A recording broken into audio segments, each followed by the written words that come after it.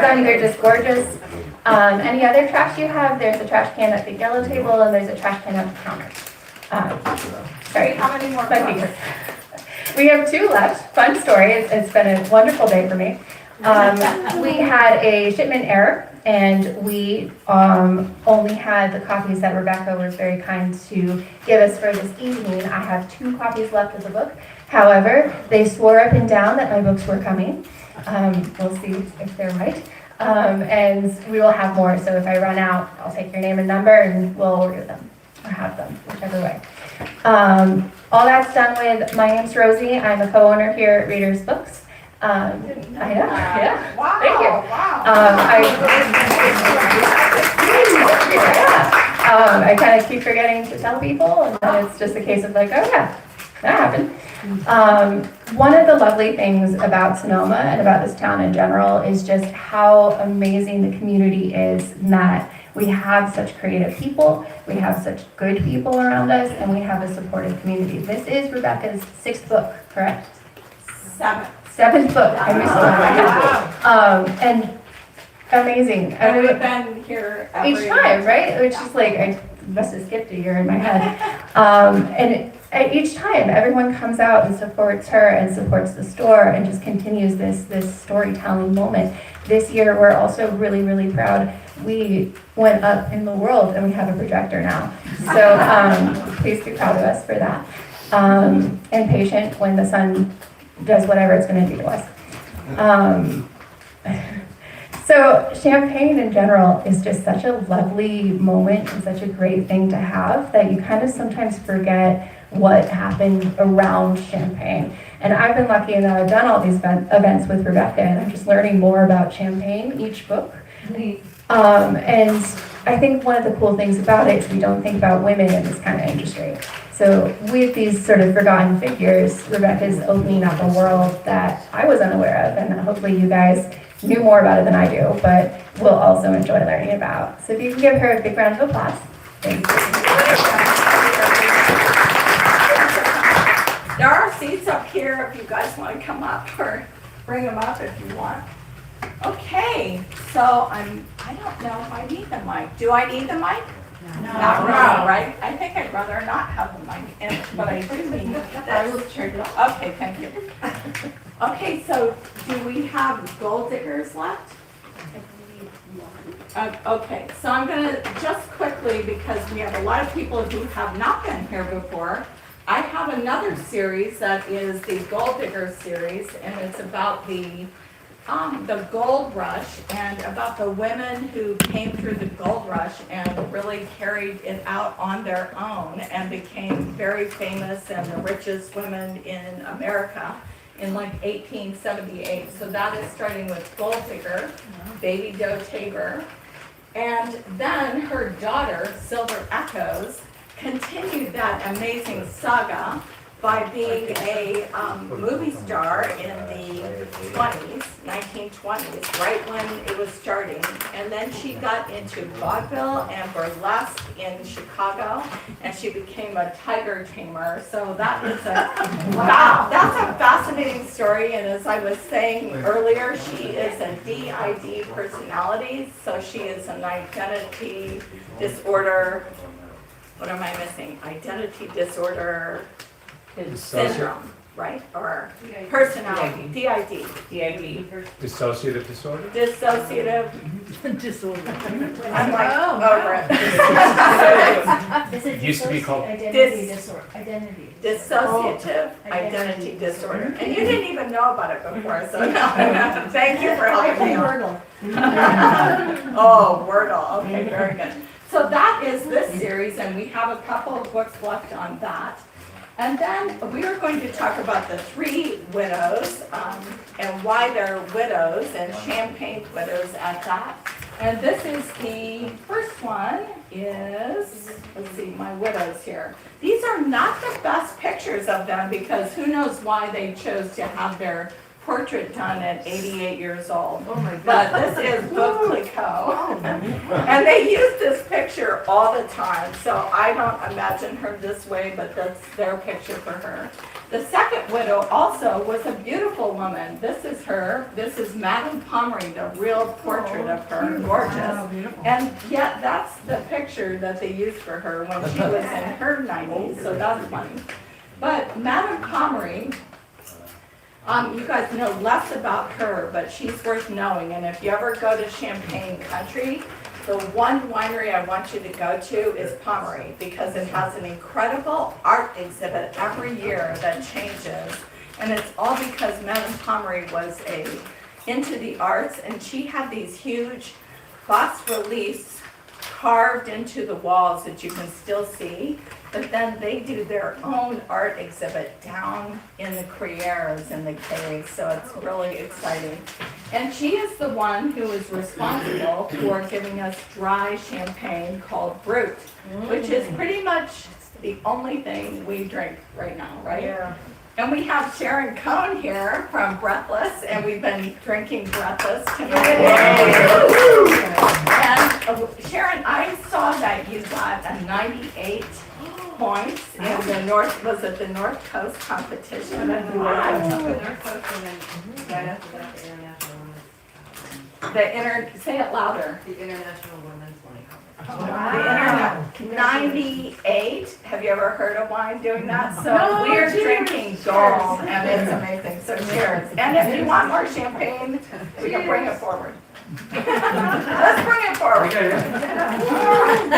Where's that champagne guy? Who is that guy? My hubby is so great. Okay, so these women are Veuve Clicquot. You've seen that famous bottle. That's supposedly the #1 champagne in the world now. So that is Champagne Widows, and you can order, if we don't have any left here, you can order them from them. Here's beautiful Pomeroy. I love their blue and gold label. Yes, please. And then here is Bollinger, and that's who we're going to talk about tonight. And she is the most modern of the widows. And they were champagne widows because no woman was allowed to own a business unless they were a widow and they had to support their family.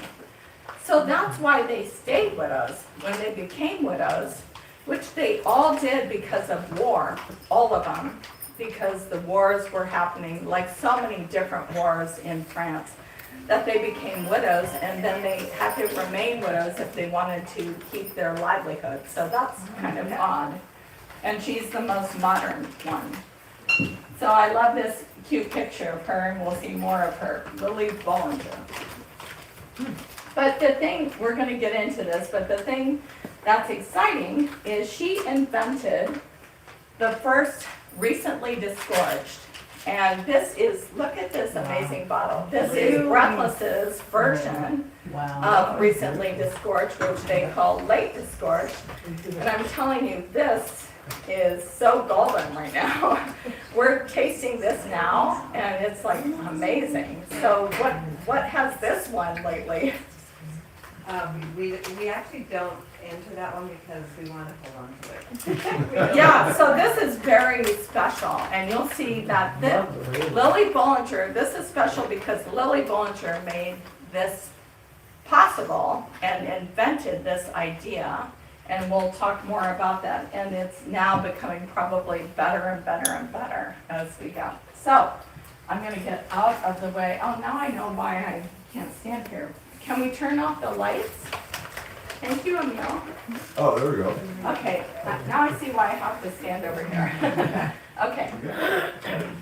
So let's see. So we've got License to Thrill, Lily Bollinger, and that sounds much like a James Bond movie, don't you think? Yes. License to Kill. And so this is a poster that was one of many, many, many that we all saw when we went to Champagne, because Bollinger was in 16 different James Bond films. And that was one of the amazing things that they came up with, or Lily Bollinger came up with. So this was many of the people in this group. There you are, Kurt. There you are, Marshall and Sharon. So, and Gary must be taking the picture because he's not in it. So we we went there way back in 2014 and learned about Bollinger. And by then I was already starting to write about the Champagne widows. And I wanted to learn about her, but look at this amazing house. And when you read the book, I want you to remember this incredible, beautiful winery and home. And she lived there during from World War II. And her father-in-law started this winery in 1829.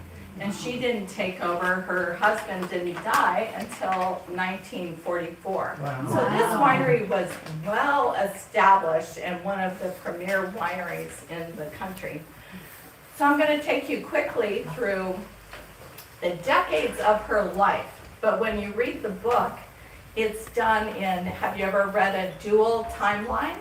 Mm-hmm. Yeah, so where you get the past and the present intermixed. And the reason I did that when you're going through is because the book starts in the 40s when World War II was happening, but I didn't want to have the whole book be down like it's just a World War II book, because it isn't. It's about Lily Bollinger and what she did through this time. So I interspersed those, and it's interesting. And you'll see in the beginning of the book, I say, the past is ever present.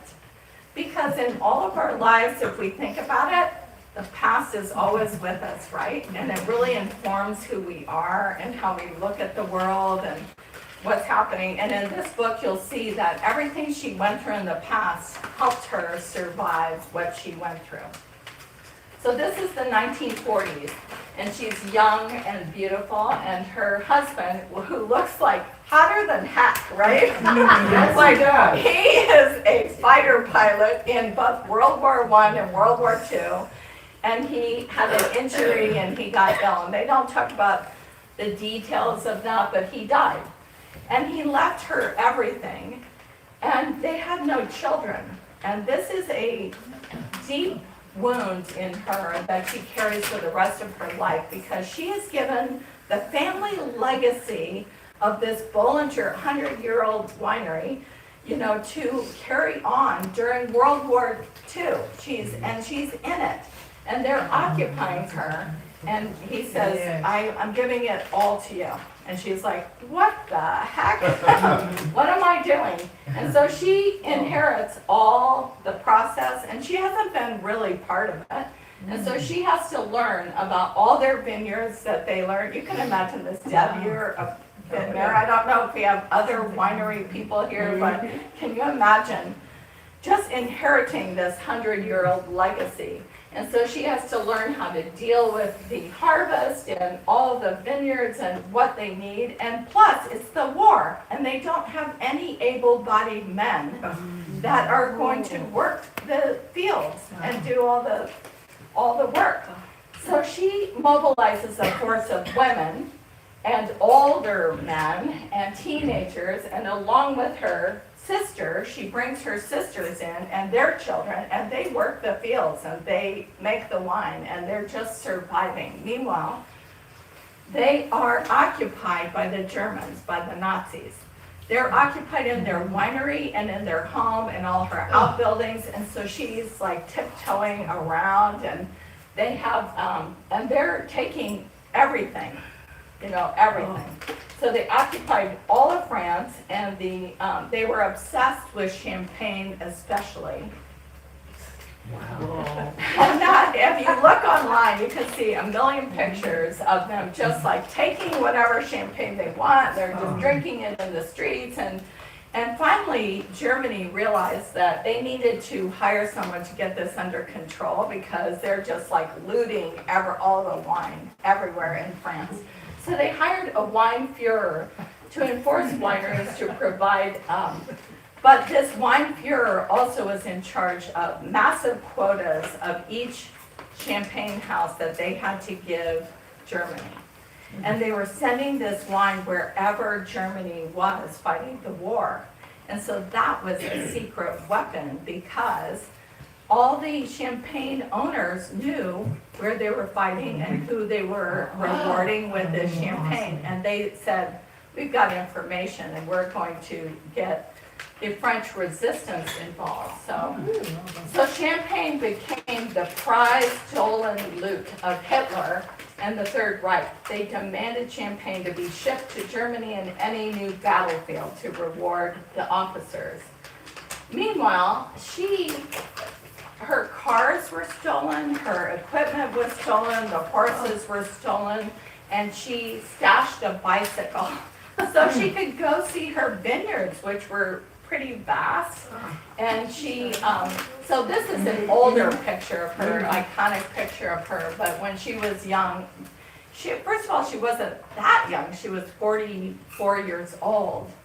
So I loved, in this book, you can remember that she's whatever year it is, that's how old she is. So that kind of makes it easy. Oh, she's 45 and she's 44 and whatever.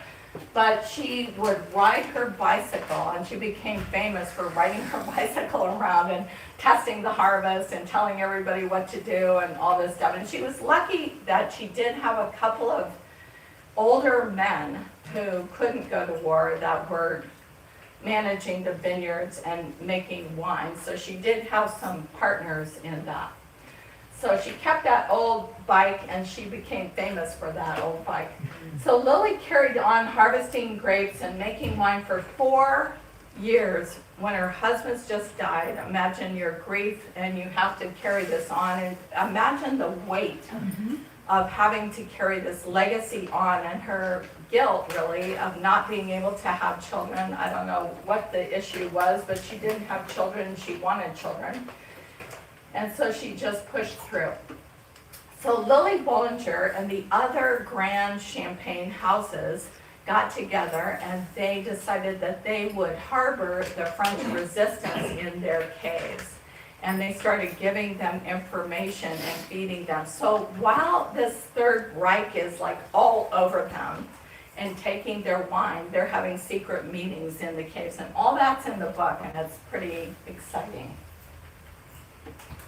So they met in the Moet and Chandon cellars, and that's for real. And actually, the head of Moet and Chandon was arrested by the Gestapo, and they were going to kill him. And they killed plenty of people, but all of Champagne bonded together, and they struck. They struck. And they would not let them have any more champagne unless they let him live. And they did, but they kept him in prison. But Lily had several relatives that got taken away to work camps. So all the resistance, they did find them out, and then of course it got worse and worse. But then finally, in 1945, the war was over and the soldiers went home. But for Lily, it was just beginning, rebuilding the bombed out ruins and rehiring her crew. She planted her vineyards and revived the production capacity, ready to toast a new era. So I can't even imagine what it took to do that, because she was not only bombed by the Nazis and taken over and stolen from, but also the Americans bombed them in Champagne because they were bombing the Germans to get out of there. So she really had a lot to put together. So you would think that she would just try and do that, right? No, she didn't. She went to America because she knew that America was excited about winning the war and that they were ready to celebrate. And she said, I'm going to capitalize on that, and I'm going to make Bollinger the only champagne that they believe is worthy of their celebration. Wow. And that just blew me away. I have her whole itinerary. She actually came over on the Queen Elizabeth, so the Queen Elizabeth was used in the war, and this was the first sailing over the Atlantic Ocean, and she came. And there may be a romance of a captain of the ship. That's enjoyable too. But she braved that whole thing. Like, can you even imagine? Her husband died, she's done all this, and like, okay, let's go conquer America. For 2 months she toured America, and she went from New York City to Chicago, Boston. She went to all the little cities, and she met with every restaurateur and every hotel and every agent. You know, she just like really did it. And it's fun in the book because I did have her itinerary, so I know where she went, and she did end up in San Francisco, so it's very exciting. But here's like some of the dinners that she would throw for dignitaries, and pretty soon America believed that Bollinger was it. And one advantage she had is that the Bollingers had a royal warrant from England, which means that their champagne is the only champagne that is going to be served at the palace. And so she used that, you know, and it really got people's attention. So she did, you know, the American press loved her. She's a French woman, she's elegant, and she knew English. She was actually like a lower nobility when she married her husband. So she had manners, she had grace, she knew what she was doing, and she could speak English. So she really charmed everybody. And they called her the Grande Dame of Champagne. The title she wore with dignity, grace, and dry wit. So she has amazing dry wit, which we'll get into in a second. So when she got to San Francisco, there's a really great couple of scenes there where she's at the top of Nob Hill and she's throwing a big party at the Fairmont. And she meets this amazing woman, Friedel Klotzman. And that is the woman who saved our cable cars from being destroyed. The mayor and all the men, I hate to say that because I'm not against men at all, but all the bigwigs of the town wanted to get rid of them. They said they're a nuisance, they're old-fashioned, we got to get rid of them. And Friedel was amazing. She got all the women's leagues in the city to come together and to go against them. And so there's a really super fun scene where Lily Bollinger joins them, and they bring the mayor and all his friends like a big case of Bollinger and said, "Thank you so much, Mayor, for allowing us to keep our cable cars." And so it's a lot of fun. And it's fun to combine our history in each place. You'll see that when you're reading the book, there's history about each little place like that, saving the cable cars, because we don't even know that went on, probably, right? Have you ever even heard of that? It's fun. So this I never knew either. Did you know in 1947 that it was Hollywood land? Yes. Okay. Yeah, so here's the proof in the pudding. So she went there and she completely did the Hollywood thing, and she meets with actors and actresses. She's doing glamorous parties and all this stuff. And she happens to see Ingrid Bergman in a bar studying for Joan of Arc, who is her patron saint. And she's studying for this, and Joan of Arc, so she sends her a bottle of champagne. She says, "That's my patron saint. I'm so excited that you're going to be playing her." And they have a conversation about it because Ingrid Bergman can't understand what was happening with Joan of Arc. Was she crazy or this or that? So the history comes into it. So she completely captivated Hollywood, and all the actresses that champagne started to be the big thing then. So these are all quotes. And by the way, if you can't see this, or if you want to see these things again, they're on my website, so you can just go and see this whole thing. But there comes a time in every woman's life when the only thing that helps is a glass of champagne. Betty Davis. Champagne makes you feel like it's Sunday and there are better days around the corner. Marlene Dietrich. And 3 be the things I shall never attain: envy, content, and sufficient champagne. So you can see that the culture of America is changing because Lily Bollinger is inspiring them, and it gives them a little fun thing to work with. And you'll see that she uses that technique of charm. Like, she seems like a little bit of a dowdier woman, but she's a French woman and she's very stylish, and she somehow captivates everybody. And I love, this is my favorite picture of her. It's kind of like, I got it, I figured it out. I'm gonna get all of them following me. So Lily Bollinger conquers America with absolute whimsy and status. And she continues to come back and back to America, even when she's flying Air France. So she continued that and really bowled over America. So, when did she, okay, I think we're getting into that. Yeah, we're getting into that. So then in the 60s, she had gotten her sisters to come, and they each had a nephew, a son, and they were all her nephews. So that is who was running her company. But of course, they had completely different views of what should happen, and then the charming James Bond. So this is how I understood who Lily was, and I wanted to tell you that. Everybody who bought a book gets this poster of her quote, because this quote is the most famous quote in all of Champagne, like any quote of Champagne. Hundreds of years of Champagne, and hers is the best one. I drink it when I'm happy and when I'm sad. Sometimes I drink it when I'm alone. When I have company, I consider it obligatory. I trifle with it if I'm not hungry, and I drink it when I am. Otherwise, I never touch it, unless I'm thirsty. So that told me who she was, because she has this wit, that is just hilarious. So these are her nephews, and her biggest challenge was that she needed somebody to carry on the legacy of Bollinger. She's getting older. In the 60s, she's in her 60s. So she has these adorable nephews, and she is teaching them all the ropes, but they don't see eye to eye. So you'll see in the book the issues that they deal with. And there are a lot of funny scenes about this. And one, this is a real event that goes on in Champagne, and I really have to see it. It's the barrel races of St. Vincent's Feast Day.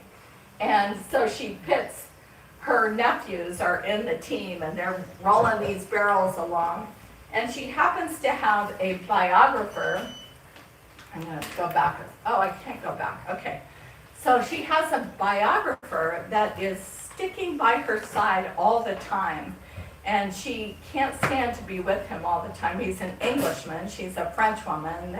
He keeps kind of coming on to her, and she wants nothing to do with him, so she makes him do that barrel race with them. So again, I bring in history of the time. This was when the moonwalk happened, and peace in Vietnam, and France was really involved with that whole movement. There was a lot of protesting, so you'll get that too, that she's in a world that's very tumultuous and moving forward, and she realizes she needs to get this together before it's too late for Bollinger. So she comes up with what we talked about, the RD, which is recently disgorged.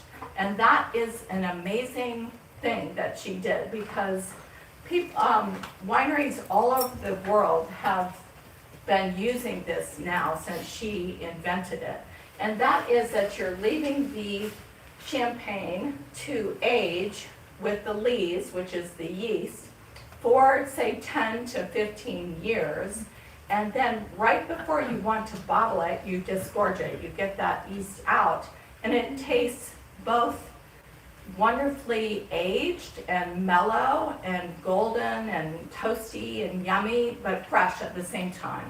Not like it's old. Like we've all had old champagne or old wine, and it's like, ugh, that was really bad. But this has all the beauty of an older wine and that freshness as well. So that was an amazing discovery that she made. And this she became famous for. And she did this in when she was 62 years old. So one thing I want us to remember is we're never too old to be creative and to think of a new thing and to allow ourselves to do that, because she definitely did. So this was her biographer I talked about. That's the real him. His name is Cyril Ray, and you can buy his book on Amazon. And I read it, and I'm like, that's not the Lily I know, because he was mad at her because she wasn't having his thing, and he was very pompous. He was a wine critic. And so he was like, he didn't believe in RD, the recently disgorged. So they have a very funny relationship through the whole book where he's being his pompous English self and she's not having it. So it's kind of fun. So in the 60s, she hired major agents to sell her wine. And a very famous one was that they worked with was Leslie Sade, and he sold tons of wine all over Europe with her nephew, whose name is Christian Bizot.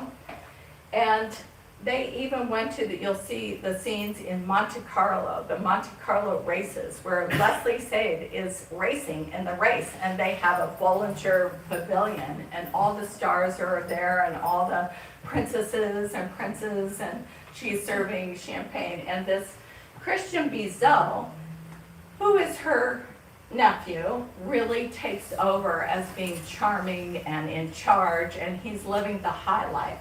And she hasn't figured out if that's a good idea or not a good idea, but she's going with the flow because they're selling like a lot of champagne for a lot of money.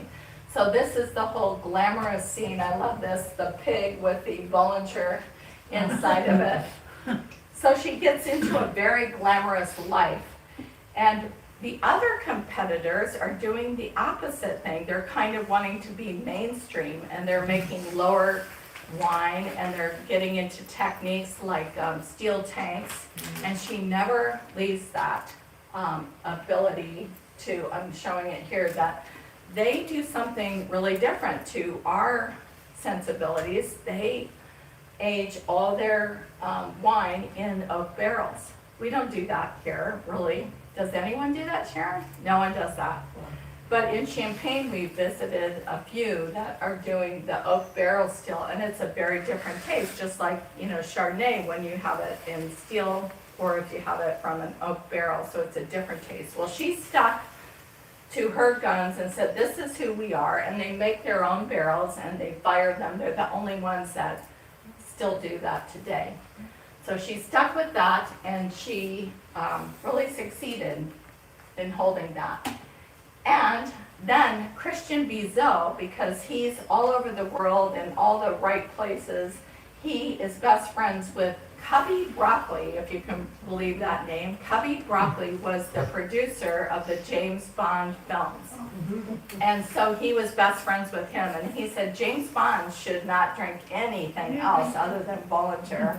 And so that is how they got into 16 films too. And that was before we had product placement and all that. So these are some of the sets of the James Bond films. And she's on the sets in the book, so you'll get some of that action. It's a lot of fun. I love that. Look at the Bollinger, see the Bollinger here.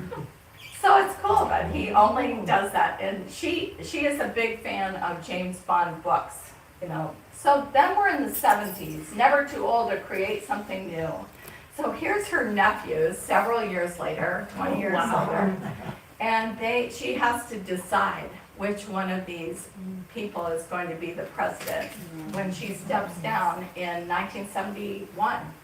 And so I want you to read the book and then figure out which one is going to be the president. And it may surprise you.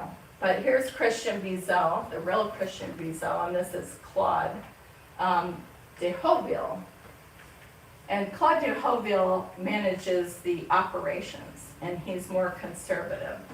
So then, when she is 70 years old, she says, when I'm 75, I'm going to have a big birthday party, and I'm going to unveil the masterpiece champagne that Bollinger has ever made.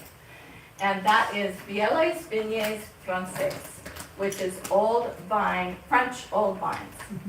Okay, and it is in a vineyard that we have visited a couple of times. That is a really crazy vineyard. When we first saw it, I didn't understand it. It looks like a weeds of vines in a field. And that is the oldest vineyard in France, and it did not get phylloxera, and they protected it all this time. And that's where this old vine champagne comes from. And they have two techniques that I wanted to tell you about. And one is planting in a crowd. So somehow they believe that planting in that crowded kind of weed-like way was really good. But the one that I think is really interesting is provenage. It's called provenage. And that means that they're taking those old vines, the old vines, and they're taking a branch from the vine and they're sticking it under the ground, and it comes up new again as a vine. And so it's got the old DNA, but it's a new vine. So that is remarkable. And we saw it, and we didn't really know what we were seeing. The first time we saw it, we were like, what? This looks like a big mess. But it worked because it's old vines that you're making new again. So that is her wine. And here it is, and it sells for $1,500 a bottle. So she invented that when she thought of it when she was 70, and she unveiled it when she was 75. And that is why I love Billy Bollinger. Whoops, now I'm going backwards. So this was last year. We went, and I had to take a picture with the sign. That's great. Yeah, and that, my dears, is it.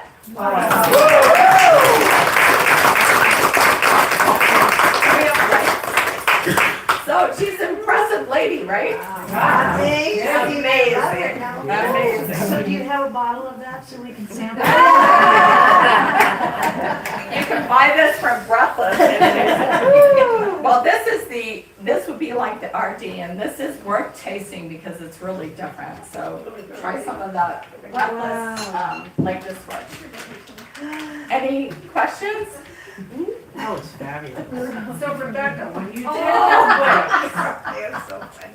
when you did your books, did you purposely think I'm gonna do Veuve Clicquot first and then Pomeroy and then because you say Lily Bollinger for last? Yeah, Why? well, they Just came 1800s and 1860 and then 1944. That's why. I just did them in Yeah. order. Okay, And I that really makes sense. didn't know that Lily was going to be as exciting, because when you're in Veuve Clicquot, it got me going, and then, Madame Pomeroy, I'm like, wow, that's like no joke. When you see Pomeroy's, I put my posters in my car, but when you see the magnificent castle that she built to show people her wine, and no men were making any tasting rooms, none.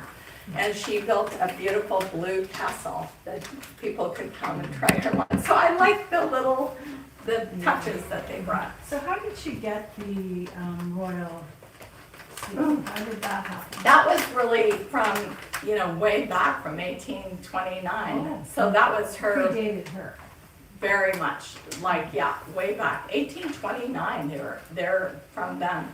So they have that, and I think it gets renewed, and they've always renewed it. I did research, it's been at all the royal weddings and all of that, so they've kept that. Now, if you watch British movies, they call it Bali. Yeah, Bali, Bali, they call it love that. It's Bali, and what do they call Veuve? And Bali and They called. the widow. They call it the widow. So Bali, they like Bali and the widow. Yeah, yeah, Bali. I love Bali. Bali, we had some Bollinger. Well, you can see that this was open. This is just their regular one. And it's, 69 or something? 67. Like, yeah. And it's worth trying because it's different. It's a little heavier. With that oak barrel, it's a little heavier. And this is not oak barrel, right? Right. But it has that taste. What would you say about this taste? Well, it's just been on the leaves for 10 years, so it's really gotten too much. Oh, of it. beautiful.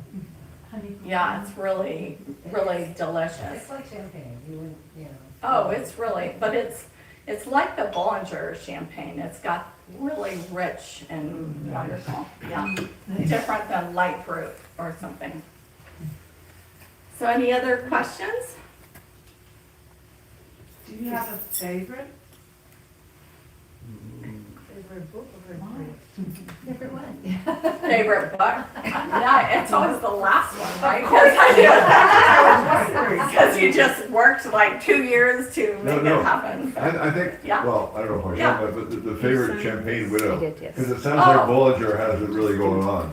Well, just because it's fresh in my mind, but I really do love what I did in the Veuve Clicquot book, because I give you history in a really short one-page thing, so you can get what's going on in the world and go, whoa. You know how we live our lives? If I wrote a book about Brenna, I'd have to include like what's going on in the world, you know, because it affects us.